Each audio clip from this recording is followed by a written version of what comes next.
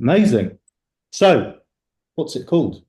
Choosing versus trying to decide. Um, so what came up for me? Um, hmm, it and funnily enough, I didn't really get this one the first time I read through the book. It's only in revisiting it this time around, going week to week, that something clicked for me.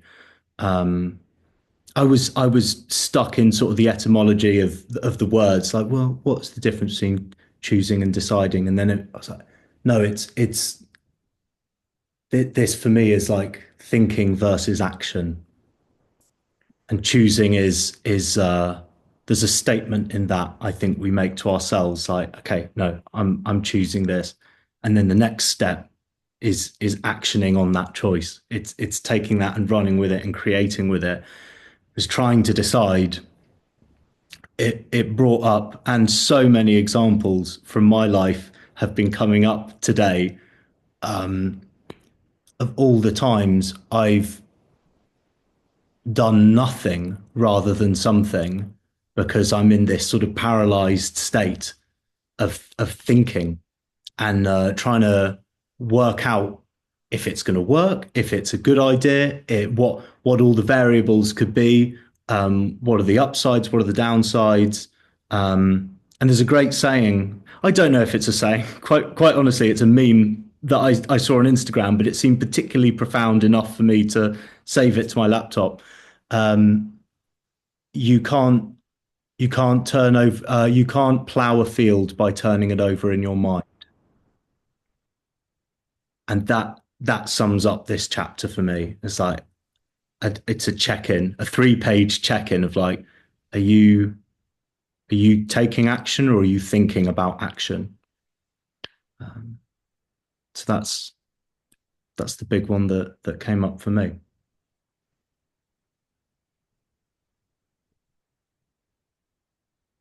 Dennis. William, Hmm. I love you, buddy. It's good to see you again. Good to be here. Hi, everyone. Hey, so the thing that comes up for me is I didn't realize that the times that I was overseas working with the UN, the times that I was overseas working with the Akota program in Africa as a military trainer. But I have been preparing to do all the logistics for my tour for like the last 20, 25 years.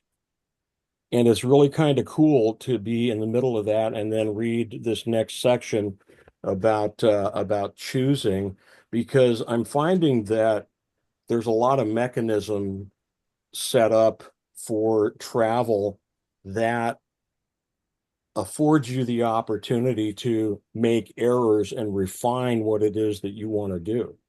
Originally, I had booked case in point, originally I had booked a place in Halifax that I got really nice room, breakfast every day. It was right in the middle of town, and it was like $1,600 for 7 days.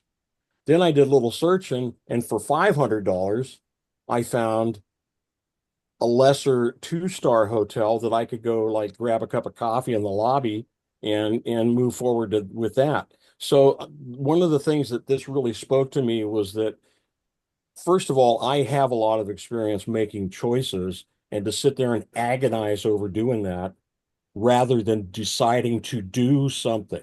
I don't know if any of you are medical professionals, but there's something called atrial fibrillation. And what happens is instead of pumping, your heart muscles just quiver, which effectively does absolutely nothing for your body, and you die. So what you have to do is you either have to either through compressions or through getting the paddles out and a defibrillator. There you go, fibrillation.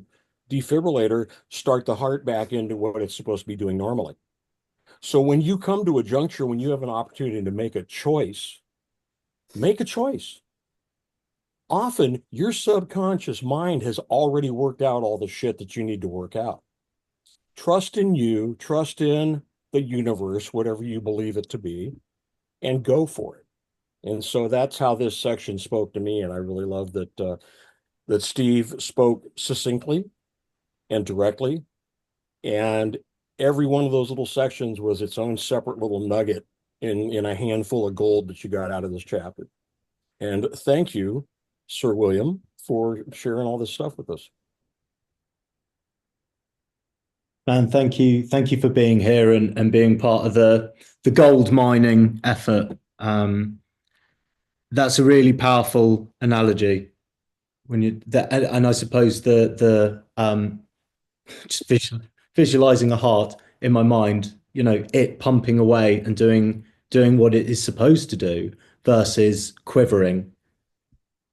And obviously that word makes me think of that state that we all get into where we are almost there's a lot of fear baked into the thinking. There's a lot of what if this, what about that? That could do this, all of the self-doubt, and we get into that maze in our minds. Be brave, be bold, be courageous. Be the brave heart.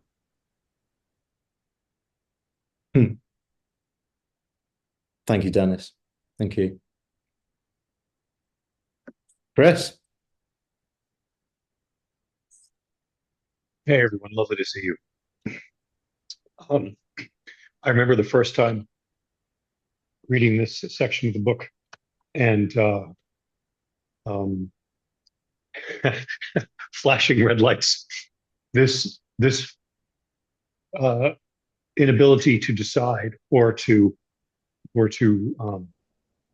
overthink, drag my feet, to not act, to not decide has been a weight I've carried around for many, many, many years. And I knew better. And eventually, at some point, even before doing any of this working, got so tired of it, got so tired of this exhausting process in my mind that I said, I'd rather make the wrong decision than no decision. I can at least compensate if I make a bad decision.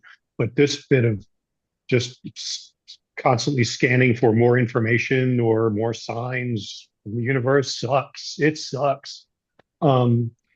So it was funny to read that again today, though, and feel like, well, I'm not totally there yet, but I'm I'm much better at this particular skill than I used to be, while still working hard to perfect it. And I wanted to bring up, I don't know if anyone noticed Nick's post on the Coaching Musicians page from a couple of days ago, but he posted a little excerpt from a book, and the topic is straight line people. Did any of you happen to read this? So um, I'll just read the bits that stood out to me. Straight line people don't focus. They simply act decisively, fear or no fear. They know that all results come out of decisive action. So rather than looking for the courage or the strength or enough time to do something important, they forget all that. It's too mentally exhausting to work on it. So they just drop the preconditions. And this is the standout quote for me. The universe moves for the deed, not the doer. That, yeah. I'll leave you with that. That's what I wanted to say. Man, thank you for sharing that. That the word I've written down there is preconditions. Yeah, I haven't thought about it quite like that. That I think we do sometimes create a checklist of the ideal preconditions before taking an action. And I get why. Okay, there's an element of this chapter as well where I'm like, okay, I suppose a really extreme or reactive version of this would look like not thinking at all and just Right. jumping in. It's like, right, well, that's also like probably what we would describe as impulsive behavior. And it's like, okay, well that can mess things up as well. But um, getting so caught up in the preconditions being ticking the whole thing. Do I believe in myself? Yes. Do I believe this is going to work? Yes. Do I? I think there's that small voice inside us. I think we have it. We do have the instinct to know when, okay, and we're going back over, we're just wasting time now.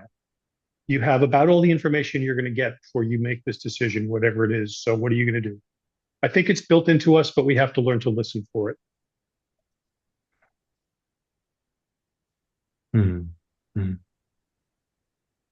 the over intellectualization and the entangled feeling.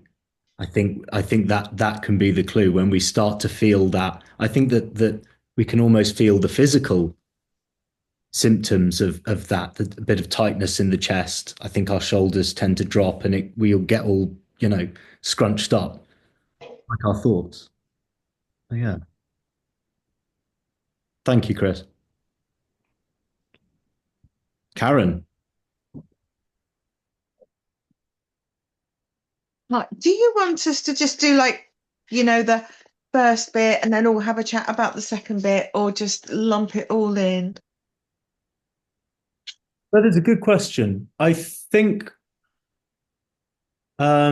where some of the chapters are three or four pages, I suppose in my mind I've thought about it as absorb that whole thing, and bring whatever jumps out. What jumps out the most to you, and it might be a particular quote that really summarizes that.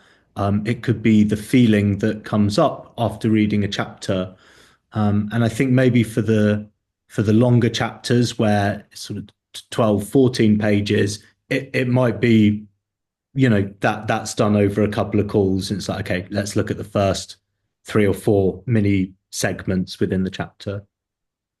It's just that there's a slightly different feeling. It like all of these, the 1, 2, 3, 4. It's all on a slight different aspect of the one thing, isn't it? Yes. Yeah. So the first thing, how you can lose your marbles, and he's talking about how effectively pointless, frustrating it is when you're just stuck in indecision, and that actually it's worse than a bad guess. And it reminded me of Yoda, do or do not, there is no try, that just always comes up. And this preoccupation with the consequences, like, when did we decide that we were Mystic Meg? Like, why do we need to know the future before we think that we can branch out there? That just struck me, and it's certainly something that I know that I do.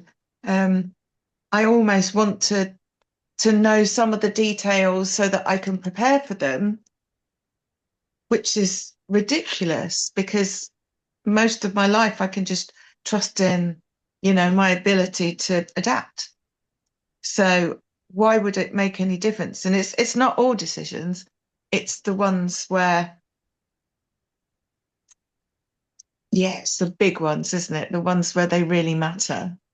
Like, I don't care what kind of marmalade I get. I don't agonize over that particularly.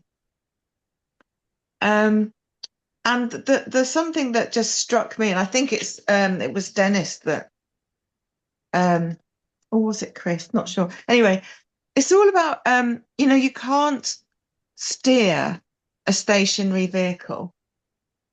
Yes, it was this, the universe moves with the deed and not the doer. It's almost better to just do anything and start in a direction, and you will be guided. If you're going the wrong way, you'll be nudged back on track, rather than just sit there where you cannot be nudged anyway because your vehicle isn't moving.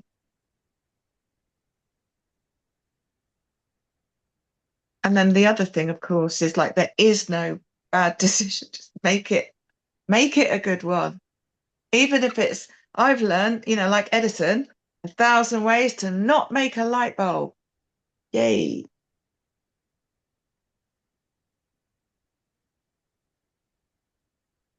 Yeah. That's it's just as useful to know what doesn't work as what does work. And that comes up a bit later on as well. I heard you refer a couple of times there to the quote I sent in the email, which was the big jump out, which is, whether a decision is a good one or not. We have a lot to say about after the decision is made. And what you're saying there, Karen, that human adaptability, the ability to adapt to a changing situation. So it makes me wonder, the preoccupation with knowing the future or knowing what an outcome is going to look like. Does that come about because we forget that we have the ability to adapt? Does it come about because we don't trust our ability to adapt? I don't know. It could be both and either, couldn't it? Because if we really knew it in that moment, like sometimes we really do know it, don't we? And other times when we're not focused on that, we can just go back to the default setting almost. It's not a default setting, is it? But it's become one where we judge ourselves and we limit ourselves by what we know already, rather than allow ourselves to step into the unknown and see what's possible with no preconceptions.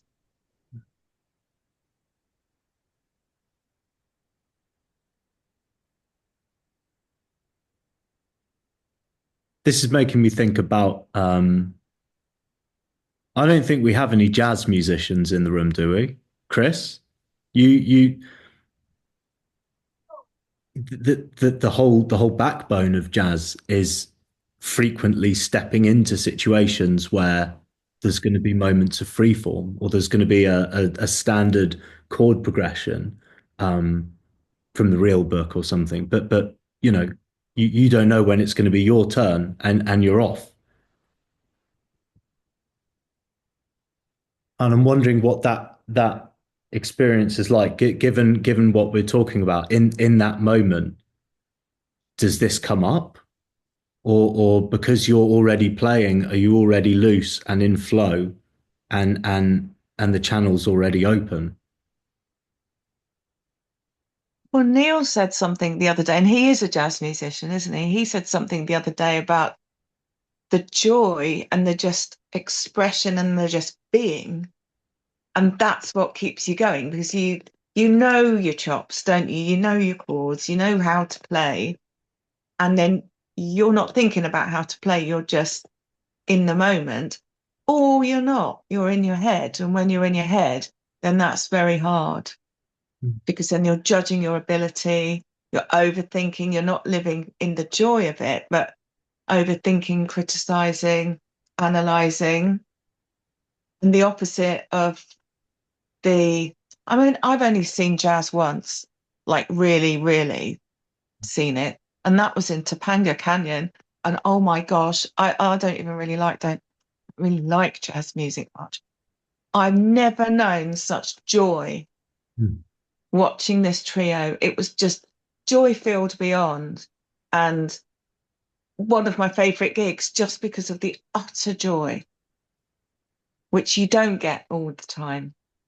And so I get what he means about that, and how perhaps we ought to be a bit more joyful in our decisions and playful. That feels really quite fun to me, to think of myself as the guy, especially the guy in the bass, because he was the biggest smile in the world. I'm going to be that man. I'm going to be the bass man. It's spontaneous composition. So there are some. There's definitely you work your way up to ideally that place of complete freedom of expression and familiarity with the chord changes and technical facility. But in the beginning, you have to be willing to suck. You have to be willing to paint yourself into a corner, try stuff out, find a way to get out gracefully, hopefully. You need to sublimate the ego, because the ego, if the ego's thinking of what people are thinking of what I'm playing while I'm trying to play it, guess what I'm not doing? I'm not in that place of flow and spontaneous creation or composition. And in a middle ground here, or a middle approach, is if it's a very complicated piece of music or something that at least I'm not familiar with. I think over time you develop the ability to just sort of like, well, let's one phrase at a time, one little bit of exploration at a time. We don't have to dazzle everybody at every moment. This is just about it's curiosity.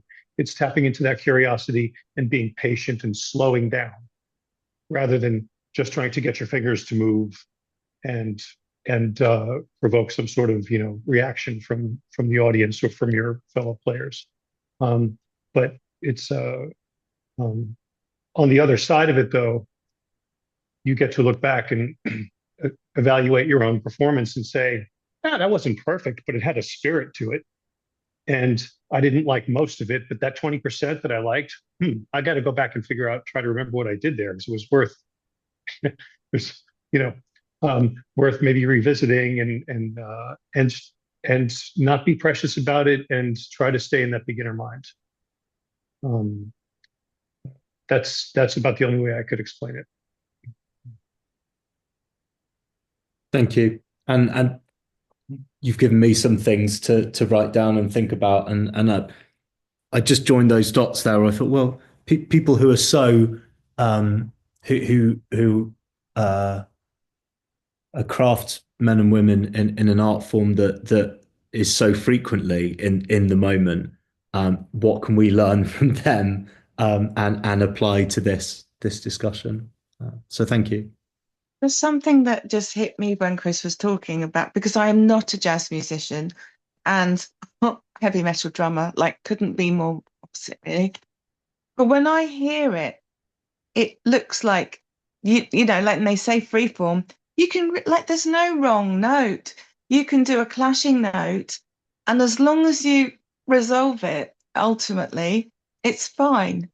Like, I designed it to clash for a bit. You can do that with the rhythm as well. You can go across the rhythm. You can really mess around as long as you pull it back in after. So who would know if it was a mistake?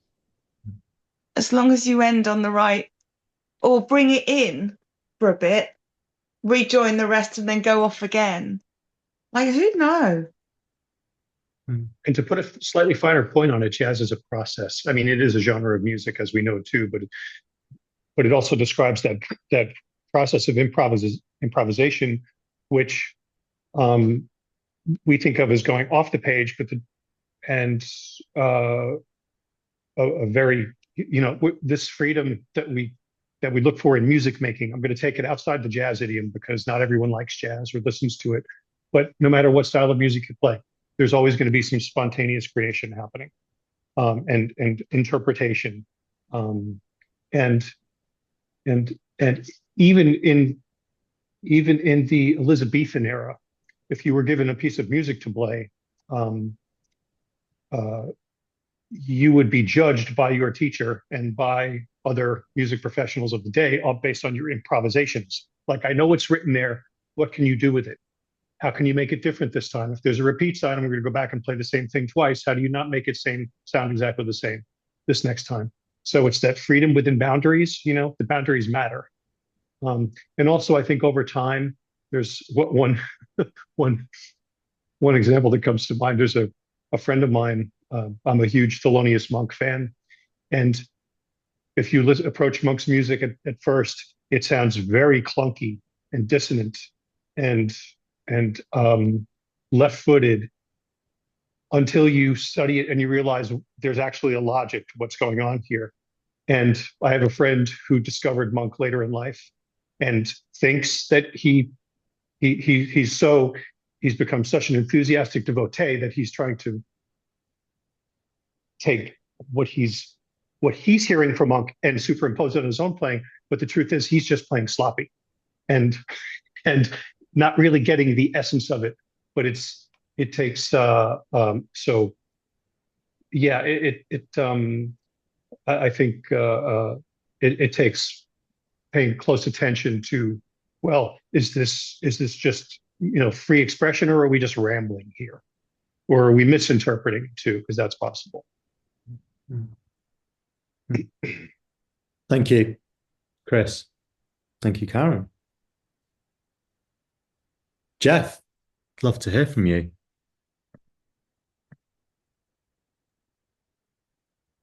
Yeah.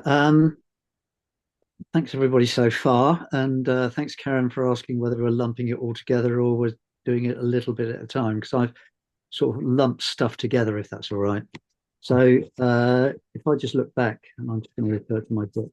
The first thing that stood out to me, and both Karen and Sean mentioned it, is the word trying to decide, because that's a real hobby horse of mine. Try is a get out. You either do it or you don't do it. And I have this conversation so many times. So as soon as I saw that preamble to it, before I even started reading, it was okay, so what's going to go on here? And then the first part, which is really procrastination. Just standing back and thinking about it so long that you maybe don't do it at all, reminded me of I recorded a series of podcasts during lockdown with a whole lot of people in the music industry, and the very first one I did was with a artist manager called Stephen Budd. He's quite a well-known manager in the UK, and he was talking about a band that he was working with, and they just spent so long in the studio looking for perfection that when they released it and it didn't go as they wanted, they were just so disappointed. And his recommendation is don't look for perfection, just get on and do it, put it out there, let people make up their own minds about it. So there's a whole big topic about procrastination that is a thing in itself.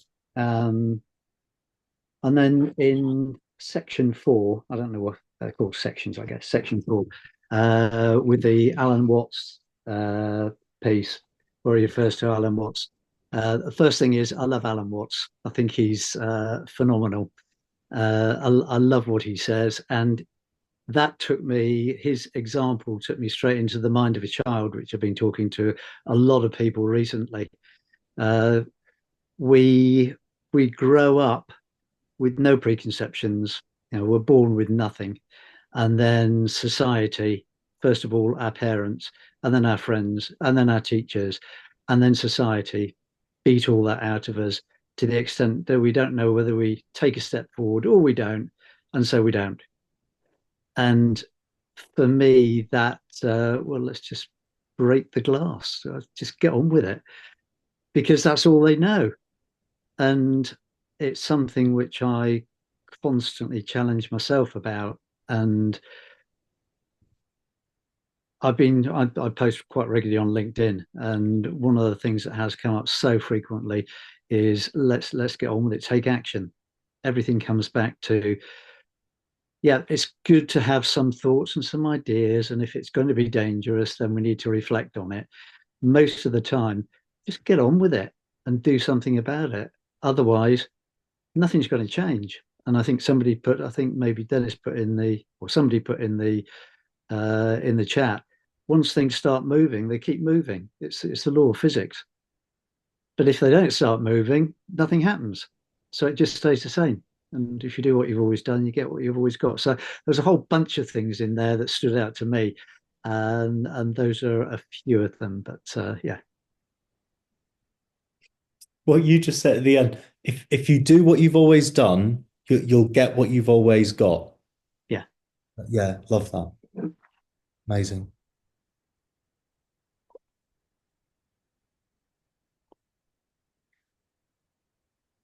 Yeah, this is effectively 4 pages of very lovingly saying, get on with it. and just you talking about it there made me reflect on, actually, for me, there's I used to hear that phrase in the voice. I call the voice the sergeant major, and the sergeant major, it comes from a particularly harsh presence in my childhood, who very overbearing and very well. I've called the voice Sergeant Major, and I always used to hear it in that voice. Just fucking get on with it. And for me, it always had this really negative emotional charge behind it. And then hearing you saying it, Jeff, and reading this book and getting into it, I'm like, that can be one of the most loving things to say to someone, and to say to yourself. And in this call just today, I've felt the charge loosen up around it. So thank you, because you've just pointed to something in me that's just loosened a bit there. So thank you. Sean. Hello, sir. Hello. Hopefully in my Dalek-less voice. No, there's no Dalek. Woohoo! Yeah. The new season of Doctor Who doesn't start yet. It's kind of yeah. Do you know what? I really like this bit, and the stuff that's been coming up tonight has just been fantastic. There's a couple of things that kind of came up, and I wrote in the chat this overkill of look before you leap, which ties in completely with what Jeff was just saying there, because it was exactly the same thing that I was thinking, is that when we're children, and obviously it ties in with the goose in the bottle section. When we're children, we do just kind of go, well, we'll do this, bam, done, and that societal guidance, hashtag conditioning of, oh no, you've got to check things first. You've got to figure out, and you've got to make sure you're doing the right thing. Then becomes this operating system that runs underneath without us kind of paying attention to it, without almost I was going to say we're not often aware of it until we actually catch it, because it's that thing of or you've really got to make sure you're doing the right thing here, or you're not upsetting somebody, or you're making that right choice. Are you sure you want to do that career? Have you really thought about it? Have you looked at what the salary is? Have you looked at, if you did that degree, where it would lead to, sort of, and do you really want that for tea? Are you sure? Yeah. Chicken or beef? It's kind of the we get embroiled in all of this it was written in the chat that I think it was Chris, paralysis by analysis.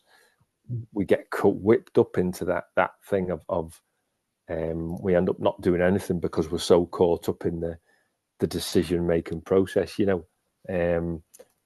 and I really giggled at, I love Steve's stuff anyway. I just think his sense of humor is fantastic. But I love the one about the receipt. I could almost see that as being like a comedy sketch of somebody sort of stood there and go, "Oh, here's your receipt, right? Yeah. Do you want it, or should I put it in your bag?" And it'd be like, "Oh, hang on. What, is somebody going to check my bag?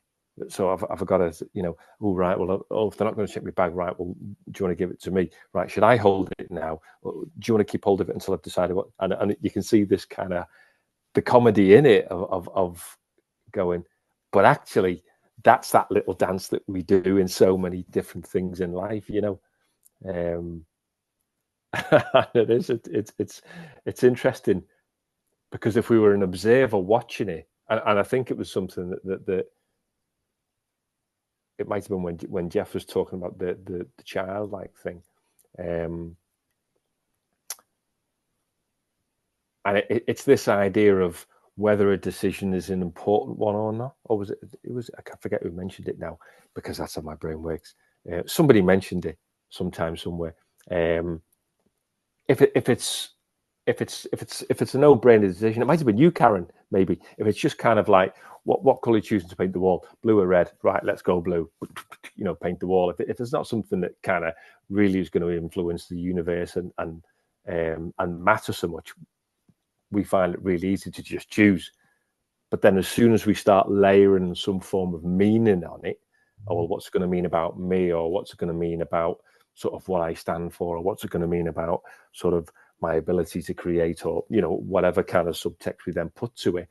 It's that, oh, hang on, now I've got to start to unpick it. Now I've got to make sure it's the right choice, you know, or the right decision before I actually tell people about it, because we're starting to personalize it rather than just being, well, it's this or that, you know. And I found that a really interesting take. And then the thought of Les Dawson, when we were talking about the jazz thing, when Chris was sort of talking about, you know, this improvised sort of music, it made me think of Les Dawson. And for those people of a certain age from the UK, or maybe other people who've kind of sort of watched Les Dawson stuff. He was a comedian from sort of the 70s. It was absolutely brilliant. But he used to play piano, and he used to do stuff where he played tunes and he played it wrong on purpose, but it still fitted really well. And it was absolutely genius what he did. But of course, it was dead funny, because as a kid, it was just like, oh, that's Les Dennison. He keeps messing up and playing the wrong notes. But actually, the way he did it was absolutely amazing, because it was the wrong note, but it fitted perfectly. And I was just like, that was genius. For, you know, when I watched it back, I was just like, oh my God, he knew what wrong notes to play as part of creating something which sounded right. And it was just like, it was fantastic. So yeah, so that whole thing of, and I know he did it for comedy value, but that whole thing of sometimes what, you know, from a prescription point of view might be classed as the wrong thing to include, or the wrong note to put in, or the wrong way to play something, actually turned out being the complete right way for where he was taking it, you know, which I think was fantastic. And I suppose as a little note, a little ending sort of side note, which does tie in with this. This week, I signed up for an extras agency, because I always used to love doing school plays. I've always kind of been a little bit of a thesp for enjoying things and what have you. And I stopped doing it. And I've always kind of gone, oh, wouldn't it be cool if, and then I was watching a program on telly, and they were talking about sort of people just being extras in the background and stuff. And I thought, do you know what? That'd be cool, because I wouldn't have to be dead famous and have all the paparazzi rooting through me bins and all that. But I could still kind of be in stuff, and I could still act and still kind of do me bit. So I signed up. I just found one in Manchester and signed up and sent me stuff off. So, you know, I could be painting the floor, or, you know, the back steps in a Victorian sitcom.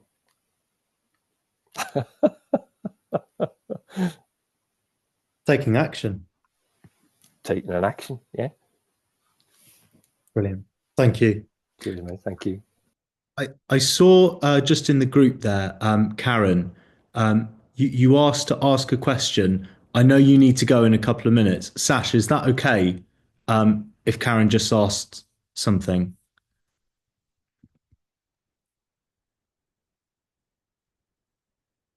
Oh, yes, I think we're all... Oh, I can't see anybody else. Oh, sorry. But it's okay. I just won't get a chance to say anything. So I'll very quickly, and then I will honestly shut up. That I wanted to say the bit that stood out for me, because I didn't finish when I was there before. You know, do you want it in the bag or with you? It's up to you. Stop waiting for someone or something else to give you a sign. And then, very briefly, because there's a question at the end, which I'm then going to let you answer for me. The bit about the goose in the bottle, I just wanted to draw people's attention to the fact that it said in it, it began to grow larger and larger until he couldn't get it out of the bottle. Now, he didn't want to break the bottle, and he didn't want to hurt the goose. So what should he do? What would you do if you couldn't break the bottle? And how his language went from not wanting to couldn't do. And then how he lived in that limitation because he made his own rules. And to notice when we've made our own rules that we can break because they don't make sense. So just that we need to be careful of our reasoning and don't make our ideas or inclinations into an immovable truth. But the question that I wanted to just, it doesn't have to, you don't have to answer it, but one thing that's in my head on the what should I commit myself to? And he says, just choose. If we choose, is that the right choice because something led you to it? Or is it the right choice because it's just a choice and like whatever, make it the right choice? Or is it both of those things? And now I'm getting in the car, so over to you. Thank you for letting me jump in and ask that. Drive safe, Karen. I'm still listening. Okay.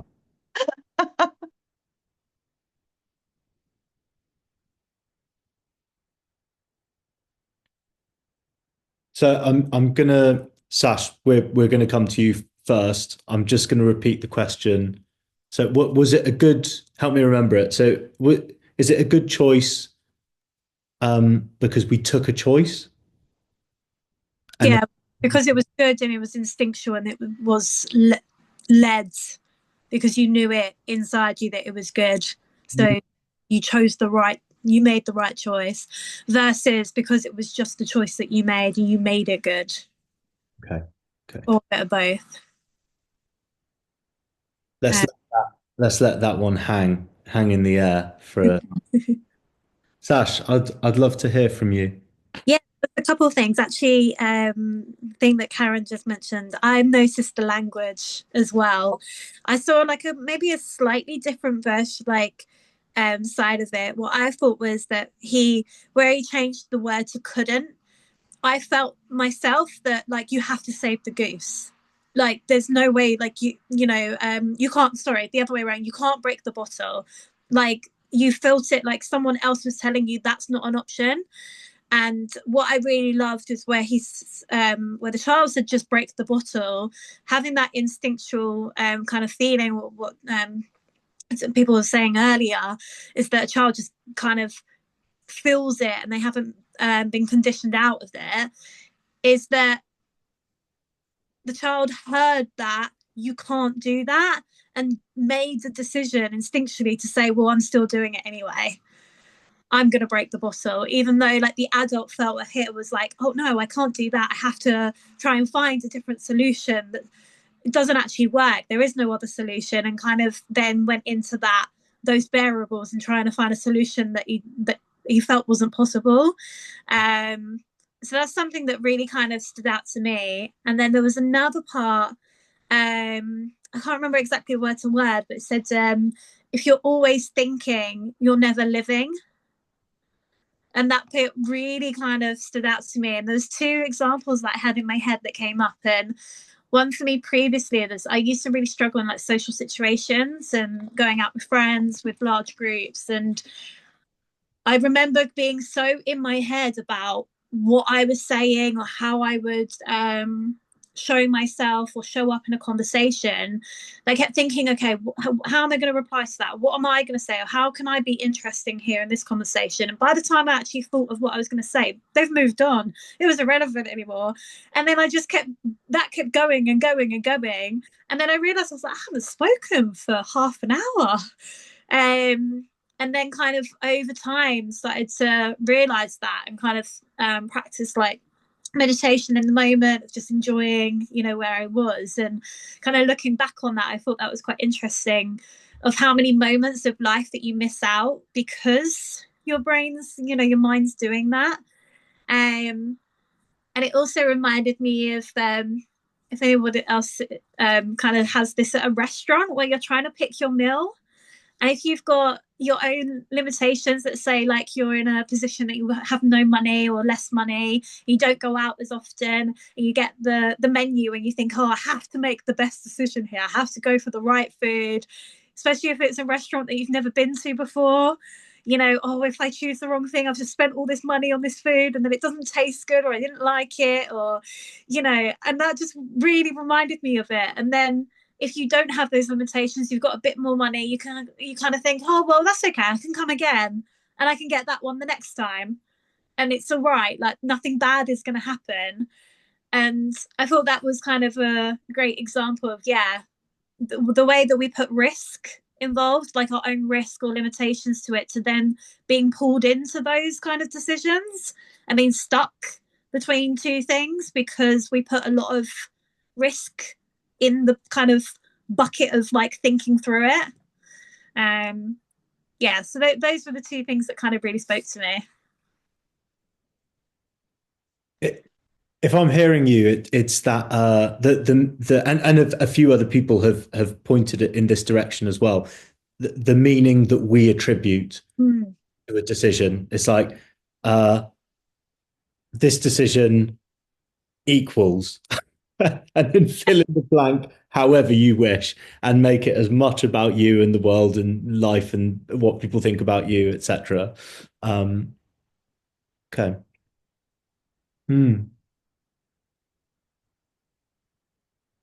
Now that you're noticing that, what changes have you seen? Say in social situations, or say in decision or choice making time?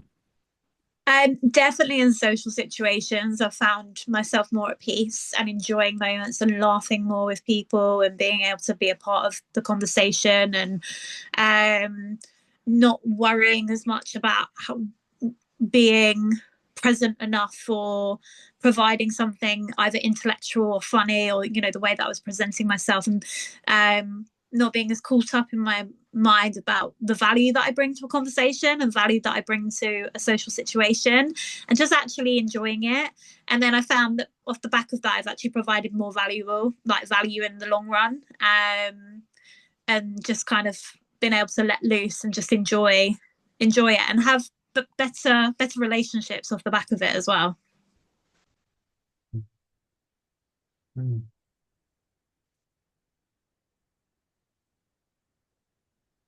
Yeah, what you were saying about the social stuff and getting caught up in the head. I don't think it's a bad thing to be all that disagreeable sometimes. I used to see it as very binary. It's like agreeable people, they're the good one. That's good. Disagreeable, bad. And I'm like, a really nice mixture, and not being afraid to be polarizing, or to take a stand, or to say something, or however it is, you show up and being yourself, and it's not always going to be everyone's cup of tea. And as you say there, those stronger connections that you have with people, it's like, well, that way of being ends up becoming this filter, and then you're left with the good people that and when I say good, I mean the people that both of you make sense to each other. There's an actual connection there. Yeah, and I think it allows you to like really listen and understand. I think I've realized that beforehand of so much up here that I wasn't actually listening for what people were saying and being able to really enjoy their company as well. And like there's this whole human being that's like sharing an experience with me, and I'm not even here 100% and giving them everything that they deserve. And 100% what you said, Will, yeah, definitely about being okay with saying something that's different, and that's led to so many good conversations. And I think an example of this is that on New Year's Day I got really drunk with some friends, new friends, some people that I'd never met before, and someone had quite a strong opinion, but he's somebody that likes to play around and explore opinions, so it might not necessarily be something that's true to him. We'd never met each other before, and I just saw through it, and I was like, I don't believe you. I was like, you're bullshitting with me right now, I don't believe you. And he was so surprised that like I was able to like cut through that. And I think that is the difference, where you're really like present, and you just really connect with somebody quite quickly, and you do get stronger relationships by kind of going with that instinct, because you're seeing past what you think you should be saying or how you think that you should be acting, and forgetting all of that and just being there with that person. We've gotten to the topic of presence and mindfulness. Brilliant. Thank you, Sash. Elizabeth.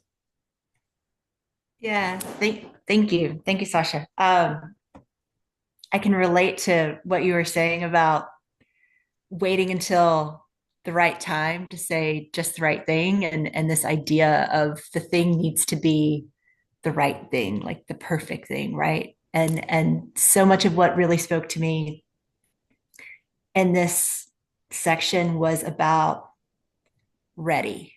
And Sean talked about like the analysis paralysis. And for me, it's like, am I ready to do this? Am I ready for this? Like it, and so much of the ready is like connected to like, well, it needs to be this thing, right? It needs to have the perfection element. So it's so much of letting go of the perfection piece to be in the flow of it all. Yeah, like trying to decide takes you out of the flow. And there was a bit where I think it was like Hugh Laurie or somebody. It's like there's almost no such thing as ready. You just have to allow and do it, right?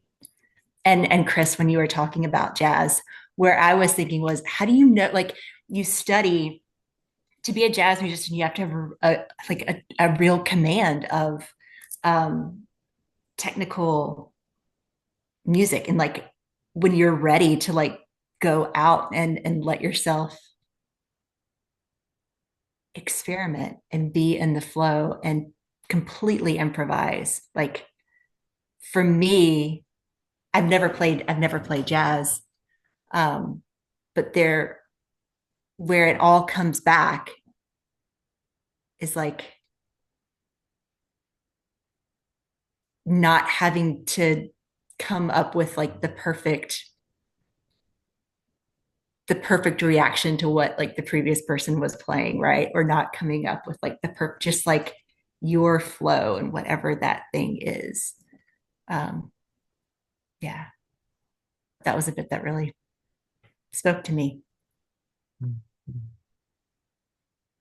Yeah, someone I met, and a fellow coach, Victoria Green. I don't know if any of you have met her at any point. Sean, I know that yeah, it was the Creative Recharge 2023.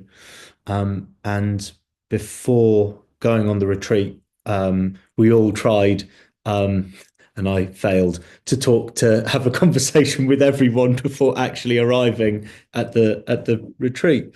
But I did manage to have a conversation with Victoria, and she, I think we were talking about, yeah, gearing up for this retreat, and it's 4 days. It's a beautiful venue. It's going to be pretty mind-blowing. The people are incredible. A lot of money has been invested into this thing, and we want to go there and have an amazing experience. And we were talking about sort of getting ready to go and managing expectations and sort of checking in with ourselves, like, are we building something up? And she said, are we aiming for perfection or experience, whatever that experience looks like? What are we really going for? And that's the question I ask myself sometimes. I'm like, I catch myself in those moments. Maybe I'm doing scheduling. Maybe today with Zoom, for example, going wrong. The thought came up. It's like, you fucking idiot. It's like this isn't, sort it out. And it's like, well, what's the game here? Is it perfection or experience? Whatever that looks like. sometimes the experience just, it isn't what you expected. So that's, yeah, I always remind myself of what Victoria said. It's a nice one.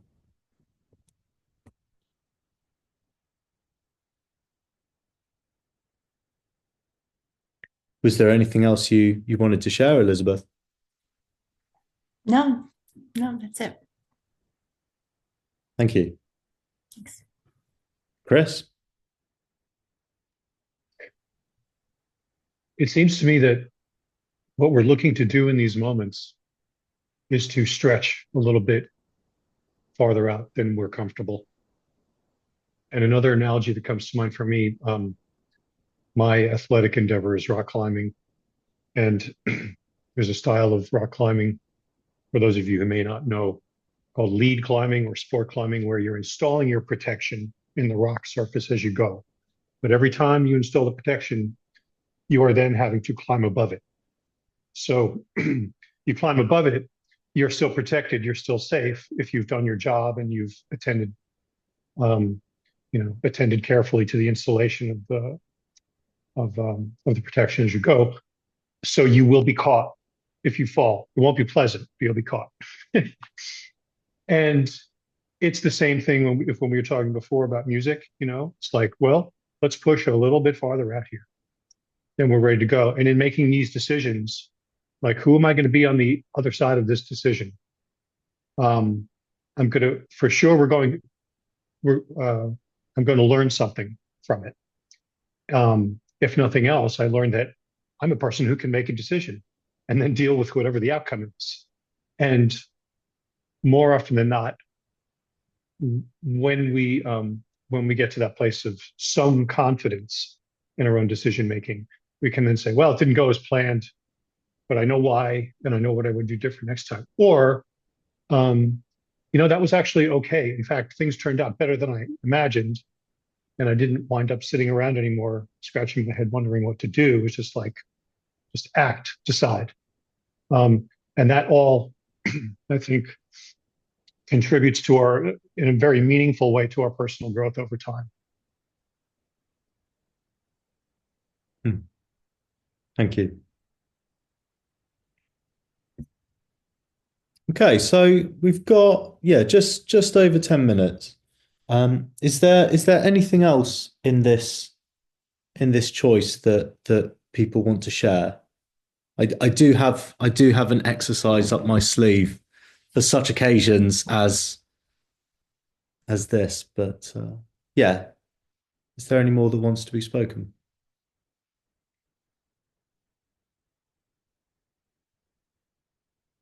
Okay, so in the spirit of making this thing up as I go along, I have started sitting down and having a think about little reflective exercises that we can do if we reach a point where what people have wanted to say has been spoken. Has everyone got a pen and paper handy?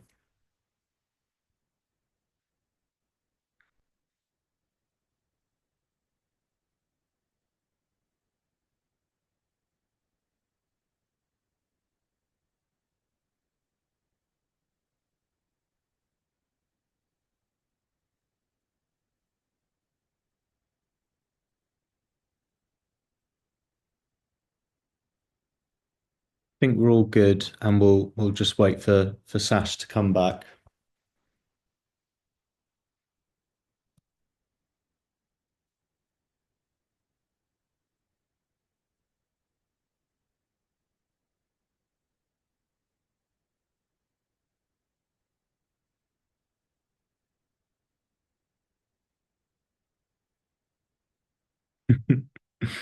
All right, Sash is back. Amazing. So a little reflection, and this is something we can. I'll give you guys and I'm going to do this as well. 2 or 3 minutes to think about, and then if people want to share what they've written down, they're more than welcome to. And this is something you can take away and play with in the week as well. So between now and the next call, and we can start next Monday's call off with some some news on that. But right now, I'd invite you all to think about where in your life currently are you stuck in your thinking? Where is there a decision that needs to be made and you are procrastinating, or you're in the thought maze, or you are giving yourself, as Jeff says, the get out that is trying? Where is there a choice that needs to be made where you're stuck thinking?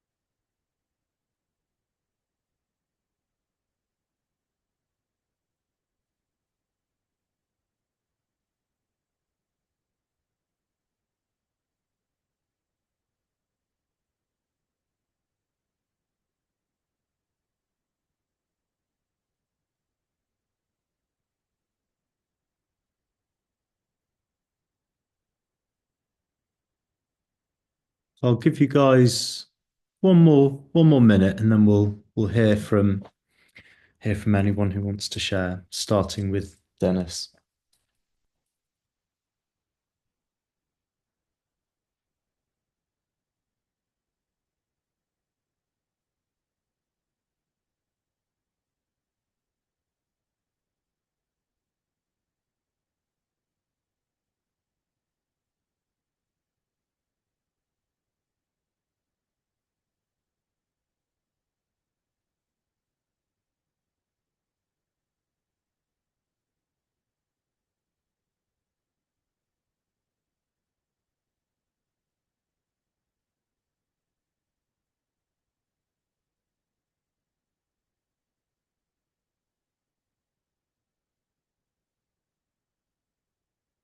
Okay. So we've got 7 minutes left. So we'll go fairly quick fire through these. So Dennis. So something we've learned and something you will learn as you go out, speaking shit out makes it real. You can think about it in your head, you can write it down, you can text your mom, you can tell your best friend. I have about half a dozen different songs that I'm getting finished, and my goal is that I'm gonna put together 6 songs to take out on the road and try it out when I go out on my tour. And the reason that I was holding that back is I really didn't have any place to try out new material because that kind of dried up here. But taking her out on the road and giving her a whirl is a fun thing. So I'm gonna write some new songs and take them out on tour with me. Brilliant. Thank you, Dennis. Sash. I had to have a bit of a think about this one, trying to think which one would be the most like valuable at this time. But I think something that I've just realised now, what I've been sitting around with is so obviously, well, we've been working since Feb, and I've been I've always been like a very busy person, but probably not in the things that I actually wanted to be doing. So recently I've been kind of changing that and shifting it and doing a lot, planning a lot more music projects. And previously I would do a project and then I feel really like exhausted and take a big break and then do another one. And at the moment I've kind of jumped in. I've got quite a lot in the pipeline, so I'm going to have quite a busy year. So time management for me is something that I've kind of been thinking about and trying to work out a new way of managing my time, because last year the things that I was doing, it was lots of small like quick tasks, so it's just a list, you got to get it done, that's it, and kind of managing that time. Whereas managing with projects is a different type of time management, understanding writing, you know, make sure conversations, planning, all of that, and it's longer time instead of just all these tiny little things that are go each day. And that's something that I've just kind of been having in the back of my head, trying to figure out, but not really actually doing anything about it, and just hoping for the best that I will just get through it and it will be all right, and I'll fumble my way through. So yeah, I think that's something that I actually need to just sort out and create a system for. So thinking about the system rather than or aware you need to make a system, but not creating one. Yeah. Brilliant. Karen. Oh, my one is what to throw away from my parents because they both died, and what to keep. I'm really struggling with that. And I was very good the other day. Well, Will knows this because I spoke to him just after it happened. But I was very good and I threw away a whole load of stuff. Oh, I don't need that. Don't need that. That's ridiculous. And then I stood at the dump crying, hanging on to this cushion that I hate. I always hated it because my mum had it right up till she died. And then I'm peering, I did finally throw it out. And then I'm peering over at it in the dump going, should I have kept it? Even though I couldn't. And then someone threw an old duvet on the top of it. I thought, oh, you know, get over yourself. But I'm haunted by this bloody cushion now, and whether or not, and I was pretty bad anyway, and I've been putting off clearing it because I'm not sure, too emotionally involved in it all. And now I'm even less likely to believe my thinking about, like, yeah, you can get rid of that. That's rubbish. You don't need that. Oh, it's pathetic. But that is taking up, yeah, I've got a lot of micro decisions to make on lots and lots of things. And that's where I'm a little bit stuck at the moment. And if anyone's been through it before and could chuck any advice my way, feel free to send me a message. Thank you. Yeah. And I love what you just did at the end there. And I'm gonna really underline that. This is not just a book club, it's a group of people that have needs, and this is a space where you can all ask, and you can put that out there, and you can ask for support, you can ask for a conversation. So thank you, Karen, for role modeling that and stepping forward with asking. Thank you. Is there any more that wants to be spoken tonight?